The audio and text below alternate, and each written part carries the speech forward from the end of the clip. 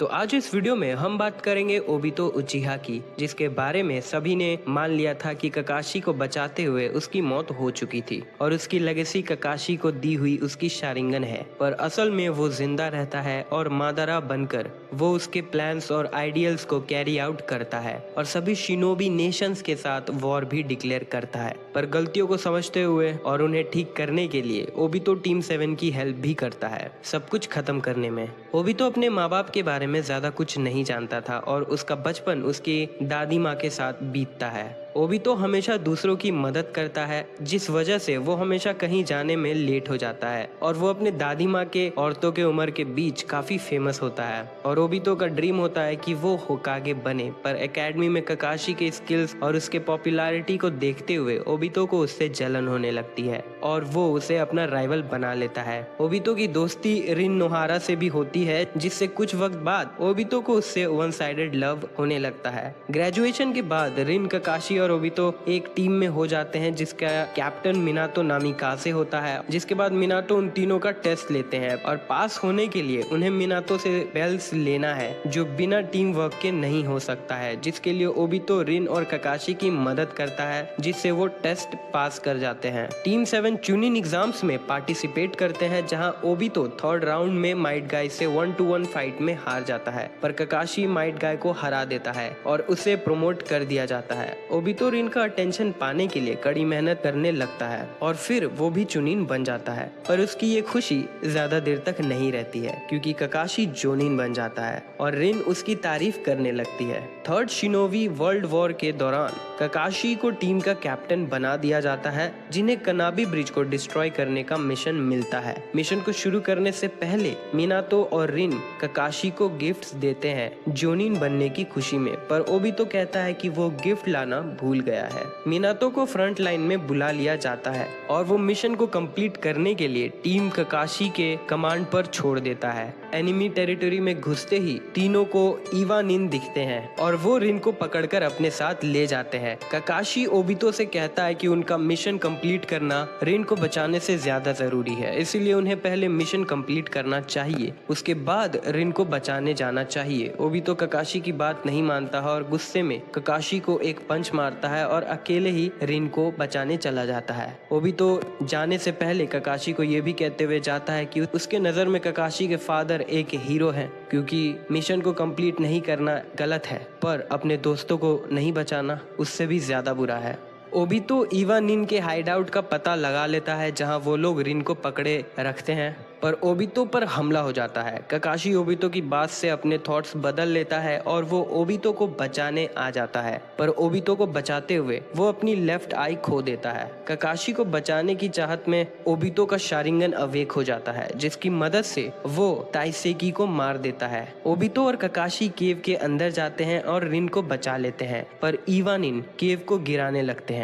Team 7 बाहर निकलने के लिए भागते हैं, पर ककाशी अपने ब्लाइंड स्पॉट की वजह से टकराकर गिर जाता है। ओबितो ये देखता है कि ककाशी के ऊपर एक बड़ा पत्थर गिरने वाला है। वो ककाशी को ढकेल देता है और ककाशी की जगह पर ओबितो पर पत्थर गिर जाता है। खुद को मरने की हालत में पाते हुए ओबितो ककाशी से माफी मांगता है और रिन से कहता है कि ककाशी के लेफ्ट आई में ओबितो के शारिंगन को इम्प्लांट कर दे, क्योंकि ओबितो अपना शारिंगन ककाशी को गिफ्ट करना चाहता है। रिन शारिंगन को ट्रांसप्लांट करती है, जिसके बाद ककाशी सभी को मार देता है, पर इवन इनके रीइंफोर्समेंट्स वहां आ जाते हैं, जिसकी वजह से रिन और ककाशी को वहां से भाग जाना पड़ता है, ओबितो को पीछे छोड़ते हुए। मिनातो ककाशी और रिन को बचाते हुए मिशन कंप्लीट करता है और फिर वो लोग कोनोहा वापस आते हैं, जिसके बाद वो लोग वॉर में मरे सभी शिनोबी और ओबितो के फ्यूनरल को अटेंड करते हैं। सभी को लगता है कि ओबितो मर चुका है, पर असल में व्हाइट ज़ेत्सु मादारा के ऑर्डर्स पर ओबितो को बचा लेता है। वो ओबितो को मादारा के पास ले आता है और उसके इंजरीज को ठीक करता है। ओबितो का बॉडी काफी ज्यादा डैमेज हो जाता है, जिसके लिए मादारा उसके डैमेज बॉडी पार्ट्स को हाशिरामा सेंजू के सेल्स से बनाए लिम्ब से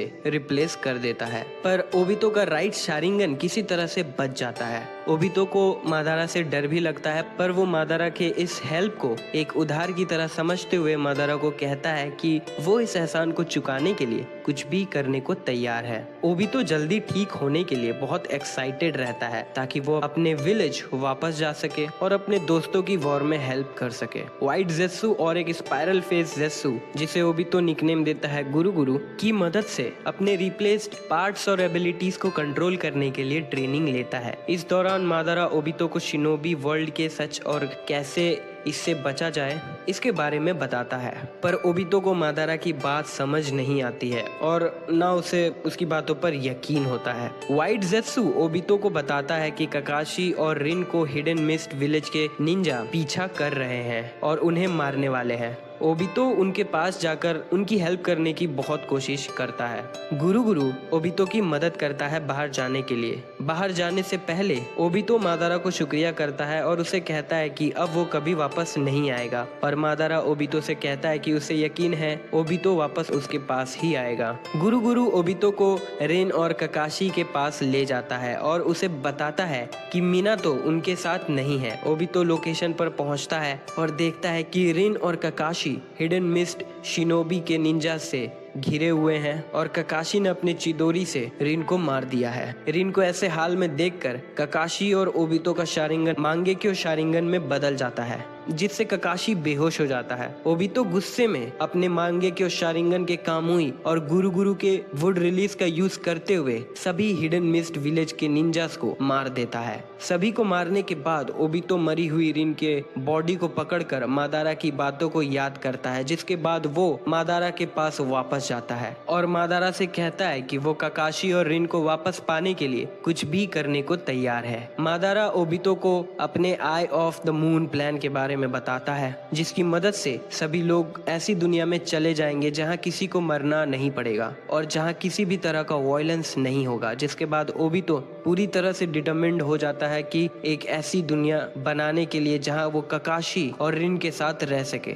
जिसके बाद मादारा ओबितो को अपनी सारी नॉलेज और अपने सारे वेपन्स दे देता है और वो उसे सब कुछ सिखाता है जिसकी उसे आगे जरूरत पड़ेगी उसके प्लान को सक्सेसफुल बनाने के लिए। जिसके बाद वो ब्लैक ज़ेत्सु को बनाता है जो ओबितो को गाइड करेगा। सब कुछ ओबितो के जिम्मेदारी में देते हुए मादारा खुद को अटर पाथ के डेमोनिक स्टैचू से डिस्कनेक्ट कर लेता है और ओबितो से ये कहते हुए मर जाता है कि उसके रिवाइवल तक ओबितो को मादारा उचिहा का नाम यूज करना है। खुद के आइडेंटिटी को छुपाते हुए और मादारा के नाम को यूज करते हुए ओबितो मादारा के प्लान को आगे बढ़ाने लगता है। मादारा के मरने के कुछ समय बाद ही ओबितो और ज़ेत्सु हिडन रेन विलेज जाते हैं, जहां वो अकात्सुकी से मिलते हैं और उन्हें एक पीसफुल वर्ल्ड बनाने का ऑफर करता है। पर असल मायने में उन्हें सिर्फ नागाटो की जरूरत थी, क्योंकि मादारा ने कई सालों पहले अपने रिनेगान को नागाटो में इम्प्लांट किया था और आई ऑफ द मून प्लान के आखिरी स्टेज में उन्हें इसकी जरूरत पड़ेगी।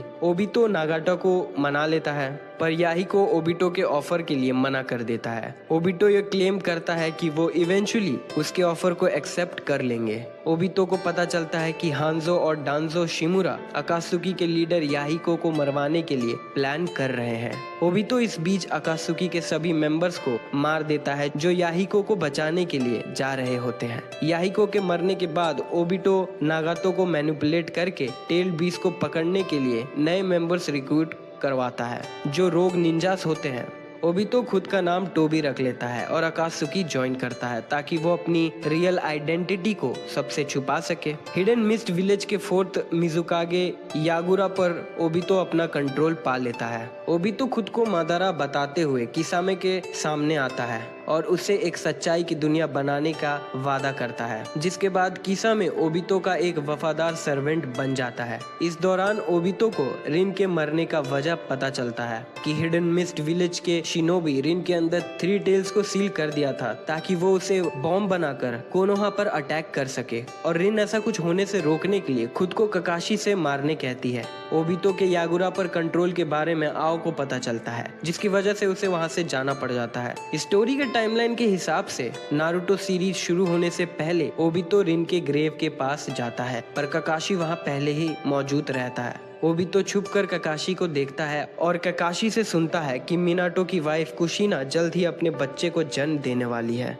ओबितो को ये पता था कि कुशिना नाइन टेल्स की जिंजूरी की है और डिलीवरी के वक्त सील कमजोर हो जाएगा। अक्टूबर 10 ओबितो डिलीवरी की जगह पर पहुंचता है और सभी को मार देता है, जिसके बाद वो बच्चे को हॉस्टेज बना लेता है। ओबितो बच्चे को हवा में फेंक देता है। उस पर पेपर बॉम्ब लगाकर मिनातो बच्चे को बचा लेता है और इस बीच ओबितो कुशिना को वहां से लेकर चला जाता है। ओबितो नाइन टेल्स को बाहर निकालकर उसे अपने कंट्रोल में कर लेता है और उससे लीफ विलेज पर हमला करने के लिए ऑर्डर करता है। मिनातो कुशिना को बचा लेता है और फिर वो विलेज को बचाता है, पर ओबितो मिनातो को ज्यादा हेल्प करने नहीं देता है। ओबितो मिनातो पर कामुई यूज करने की कोशिश करता है, पर मिनाटो उसके अटैक को समझते हुए अपने फ्लाइंग थंडर टेक्निक से बच जाता है। ओबितो मिनाटो का पीछा करता है। मिनातो को ये उस वक्त पता नहीं होता है कि वो जिससे लड़ रहा है वो ओबितो है। वो उसे मादारा समझता है। मिनातो को लड़ते हुए शुरुआत में दिक्कत होती है, पर कुछ अटैक के बाद वो ओबितो पर अपने रसेंगन से अटैक करता है। मिनातो ओबितो पर फ्लाइंग थंडर गॉड सील लगा देता है ताकि वो कभी भी उस तक टेलीपोर्ट कर सके, जिसके बाद मिनाटो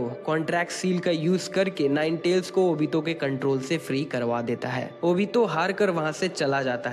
मिनाटो और कुशिना अपने लाइफ्स को सैक्रिफाइस करके नाइन टेल्स को अपने बच्चे नारुतो के अंदर सील कर देते हैं और विलेज को बचा लेते हैं। और इस तरह से मिनाटो थर्ड होकागे को मास्क मैन के बारे में कुछ बता नहीं पाता है। फिर भी कोनोहा के लीडर्स ये सस्पेक्ट करते हैं कि इस अटैक के पीछे उचिहा इन्वॉल्व हो सकते हैं और वो सभी उचिहा क्लैन के मेंबर्स के लिए सिक्योरिटी बढ़ा देते हैं। कुछ सालों बाद ओबितो फायर दाइमियो पर हमला करता है, सभी को गेंजुत्सु में डालकर तेनमिया इजुमो को मार देता है, पर ककाशी के अप्रोचिंग के बारे में सुनकर वो रिट्रीट कर लेता है। उचिहा क्लैन के मेंबर्स लीफ विलेज से बदला लेने के लिए कोडेटा प्लान करते हैं। ओबितो इस सिचुएशन को और खराब करने के लिए विलेज आता है, पर इताची उचिहा उसे देख लेता है। ओबितो को मादारा समझते हुए इताची ओबितो से सास्के को छोड़कर सभी उचिहा क्लैन के मेंबर्स को मारने के लिए हेल्प मांगता है और उसे कहता है कि वो ऐसा करके उनसे अपना बदला ले सकता है। ओबितो मान जाता है और बदले में इताची को अकात्सुकी ज्वाइन करने कहता है। Obito Konoha military police force को मार देता है और कुछ बॉडीज को अपने साथ ले जाता है ताकि वो उनके शारिंगन्स को अपने लिए यूज कर सके। ओबितो इस दौरान डांजो से भी मिलता है, जिसके बाद वो इताची को अपने ऑर्गेनाइजेशन में भर्ती करता है। काजेकागे रेस्क्यू मिशन के दौरान जेत्सु और ओबितो सासोरी के बॉडी का पता करते हैं और सासोरी के रिंग को लेने के बाद ओबितो तोबी बनकर अकात्सुकी ज्वाइन करने के लिए सोचता है। उन्हें देदारा का टूटा हाथ रिंग के साथ मिलता है। ओबितो को लगता है कि देदारा भी मर चुका है, पर उन्हें थोड़ी देर बाद देदारा मिल जाता है। तोबी सासोरी के रिप्लेसमेंट के तौर पर अकात्सुकी ज्वाइन करता है और देदारा का पार्टनर बनता है, जिसके बाद दोनों थ्री टेल्स को पकड़ने के लिए मिशन पर जाते हैं। देदारा मिशन से पहले तोबी को डांगो खिलाता है, इस उम्मीद से कि वो तोबी के फेस को देख पाएगा, पर तोबी मुड़कर उसे अपना फेस नहीं दिखाता है। फिर वो दोनों अलग हो जाते हैं। तोबी कोनोहा शिनोबिस को four corner ceiling barrier use करते हुए देखता है और वो समझ जाता है कि वो लोग थ्री टेल्स को पकड़ने के लिए ऐसा कर रहे हैं। तोबी देदारा को इन्फॉर्म करता है और वो लोग ऑनबू इंचार्ज को मार देते हैं। तोबी देदारा को कन्विंस करता है कि वो उसकी जगह फाइट करे। जब थ्री टेल्स तोबी का पीछा करता है तब देदारा अपने एक्सप्लोसिव क्ले से उस पर हमला करता है और वो लोग थ्री टेल्स को पकड़ लेते हैं, जिसके बाद तोबी देदारा को कहता है कि उसके फ्लॉलेस टेक्निक की वजह से थ्री टेल्स पकड़ा गया, पर देदारा कहता है कि ये उसके नहीं बल्कि देदारा के क्ले की वजह से पकड़ा गया। दोनों झगड़ने लगते हैं और फिर वो थ्री टेल्स को अकात्सुकी बेस पर लाते हैं, जहां वो लोग थ्री टेल्स को सील कर लेते हैं। जब अकात्सुकी फोर टेल्स को सील करते हैं तब उन्हें न्यूज मिलती है कि सास्के उचिहा ने ओरोचिमारू को मार दिया है। फोर टेल्स को सील करने के बाद देदारा सास्के को मारने के लिए जाता है। तोबी उसके पीछे जाता है। जब वो दोनों सास्के के पास पहुंचते हैं तब तोबी सास्के के पास पहले जाता है और सास्के तुरंत ही टोबी पर अटैक कर देता है। टोबी मरने की एक्टिंग करता है, फिर वो उठकर सास्के को कॉम्प्लीमेंट करता है।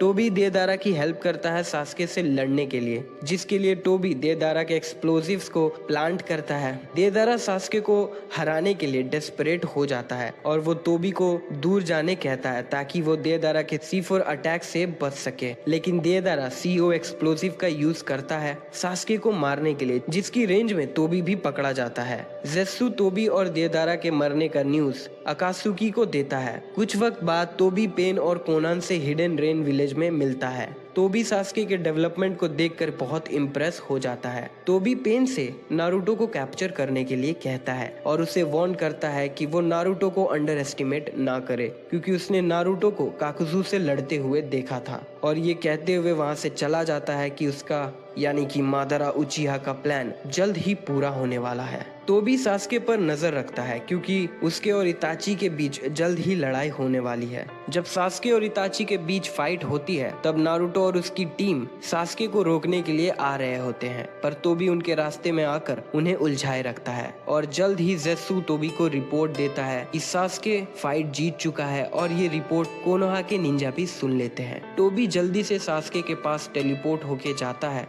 और दोनों भाइयों को अपने साथ ले जाता है। वो सास्के के घाव ठीक करता है और सास्के के होश में आने के वेट करता है। जब सास्के को होश आता है तब टोबी सास्के को बताता है कि वो मादारा उचिहा है और सास्के को अपने शारिंगन दिखाता है, जो सास्के के लेफ्ट आई को ट्रिगर करती है आमातेराजु रिलीज करने के लिए, जो इताची ने मरने से पहले सास्के में इम्प्लांट किया था उसे बचाने के लिए। टोबी अंधेरे में चला जाता है और फिर अपने मार्क्स को लगाकर वापस लाइट में आता है। टोबी इताची का सच सास्के को बताता है, जिसे सुनकर सास्के कंफ्यूज हो जाता है और गुस्से में सास्के हिडन लीफ विलेज को डिस्ट्रॉय करने का डिसाइड करता है ताकि वो इताची का बदला ले सके। टोबी इताची के बॉडी को दफनाने से पहले उसकी आंखें रख लेता है। जब सास्के की आंखें उसे प्रॉब्लम करने लगती है तब टोबी उसे इताची के आई ड्रॉप्स का यूज करने के बारे में कहता है, जिसके बाद सभी अकात्सुकी मेंबर्स सिक्स टेल्स को पकड़ लेते हैं। टोबी सास्के और उसकी टीम को अकात्सुकी का हिस्सा बनने कहता है क्योंकि वो लोग सेम गोल शेयर करते हैं, हिडन लीफ विलेज को तबाह करने का।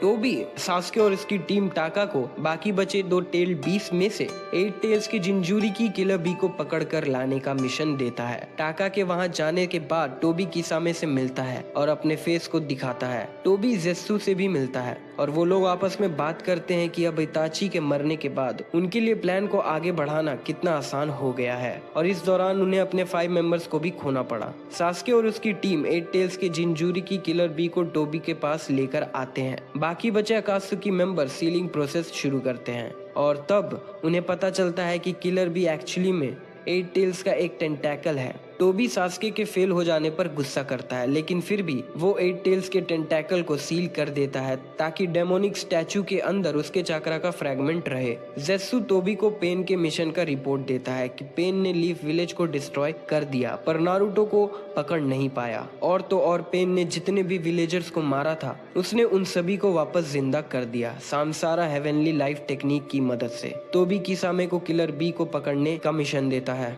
टोबी ज़ेत्सु के साथ सास्के के पास जाता है जो अपनी टीम के साथ लीफ विलेज जा रहा होता है। टोबी उन्हें बताता है कि वो लोग लेट हो चुके हैं क्योंकि लीफ विलेज को पेन ने तबाह कर दिया है और नारुतो ने पेन को हरा दिया है। ज़ेत्सु बताता है कि अब डांजो नेक्स्ट होकागे बन चुका है और 5 कागे समिट के लिए वो लैंड ऑफ आयन जाने वाला है। टाका के फेलियर मिशन को कंपेंसेट करने के लिए टोबी टाका को लैंड ऑफ आयन जाकर डांजो को मारने के लिए कहता है। टोबी सास्के को बताता है कि डांजो ने इताची को उचिहा क्लैन को मारने के लिए ऑर्डर दिया था। सास्के मान जाता है और ज़ेत्सु टीम टाका को लैंड ऑफ आयन ले जाते हैं। लैंड ऑफ आयन पहुंचने के बाद टोबी ज़ेत्सु से कहता है कि वो टीम टाका के बारे में सभी होकागेस को बता दे। जब टाका सभी कागेस से लड़ रहे होते हैं टोबी नारुतो से मिलने पहुंचता है जो लैंड ऑफ आयन में ही है ताकि वो नागाटो के बारे में नारुतो से पूछ सके। ककाशी और यामाटो तुरंत ही टोबी को पकड़ लेते हैं पर टोबी उनसे कहता है कि वो यहाँ फाइट करने के लिए नहीं आया है और नारुतो को सेज ऑफ 6 पाथ उचिहा क्लैन की सच्चाई और सास्के के डार्कनेस के बारे में बताता है।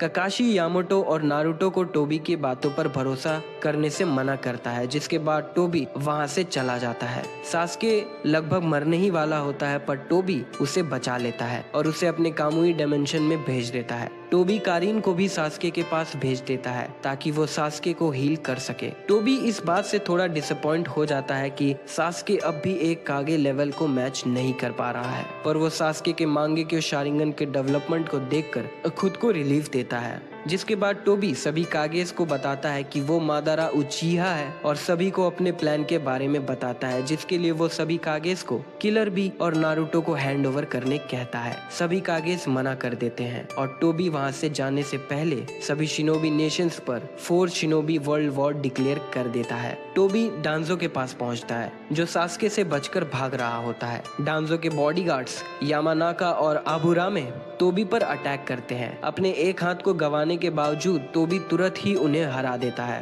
टोबी सास्के और कारिन को कामुई डायमेंशन से बाहर लाता है ताकि सास्के डांजो को मार सके। टोबी उनकी लड़ाई को देखता है और सास्के के सुजानो को देखकर इम्प्रेस हो जाता है। डांजो के हार के बाद टोबी डांजो के पास जाता है ताकि वो शिजुई उचिहा के शारिंगन